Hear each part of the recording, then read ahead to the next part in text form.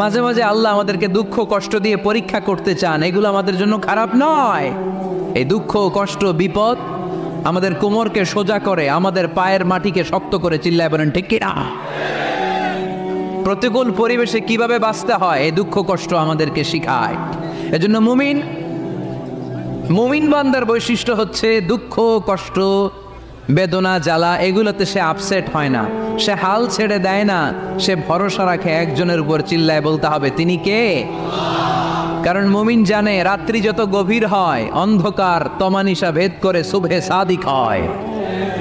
মুমিন জানে গর্ভবতী নারীর পেটের ব্যথা যেই দিন বাড়তে থাকে ওই দিনই নতুন মেহমান আগমনের সময় ঘনাতে থাকে।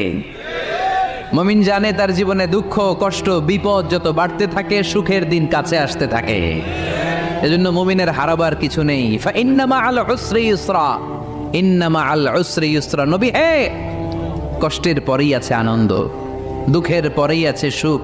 আপনি সমস্যায় পড়েছেন, ওই সমস্যার সমাধানও আছে না নেই? এই পৃথিবীতে এমন কোনো সমস্যা আছে যেটার সমাধান নেই? কথা বলেন। সমস্যা তৈরি করেছে কে? আবার সমাধানও দিয়েছে কে? Allah doesn't create a lock without its key. Allah কখনো চাবি না বানাইয়া ওইটার তালা বানায় নেই। কথা কন। তালাও যেহেতু আছে ওই তালার চাবিও বানিয়েছে কে? মা আনজালাল্লাহু দান ইল্লা আনজালাল্লাহু লাহু শিফা। আল্লাহ দুনিয়ায় এমন কোন রোগ পাঠায় নাই যেই রোগের ঔষধ বানায় নাই, এমন কোন রোগ নাজিল করে নাই যেই রোগের কোনো চিকিৎসা বানায় নাই, হয়তো সেটা আবিষ্কার হয় নাই। অনেকে ক্যান্সারের কথা বলতে পারেন যে হুজুর ক্যান্সার এমন রোগ, এই ক্যান্সার তার নাই কোনো অ্যান্সার, কিন্তু বিজ্ঞানীরা বলতেছে এটারও অ্যান্সার আবিষ্কৃত হচ্ছে। সুবহানাল্লাহ কইবেন না? কিছু কিছু ক্ষেত্রে হয়েও গিয়েছে। এজন্য দুঃখের পরেই আছে সুখ, কষ্টের পরেই আছে আনন্দ। এই দুনিয়াটাই এরকম, কষ্টের পরই আনন্দ। দেখবেন তারাবির নামাজ 20 রাকাত পড়তে কষ্ট লাগে না? কোমরে ব্যথা, হাঁটুতে ব্যথা, কিন্তু 20টা রাকাত যখন শেষ করে মসজিদ থেকে বের হই একটা আনন্দ আছে না নাই?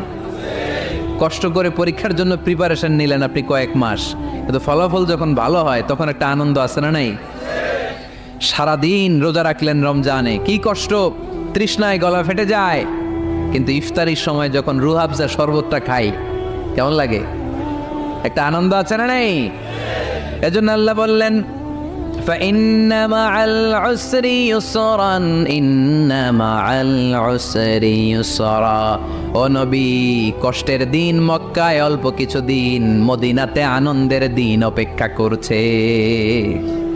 আমাদের জীবনে যে দুঃখ কষ্ট আসে আমরা ধৈর্য ধরবো, তাওয়াক্কুল করবো একজনের উপর, তিনি কে? কারণ আমরা বিশ্বাস করি কষ্টের দিন এটা চিরকালের জন্য নয়, সামনে আনন্দের দিন আমাদের জন্য সেট করে রেখেছে কে?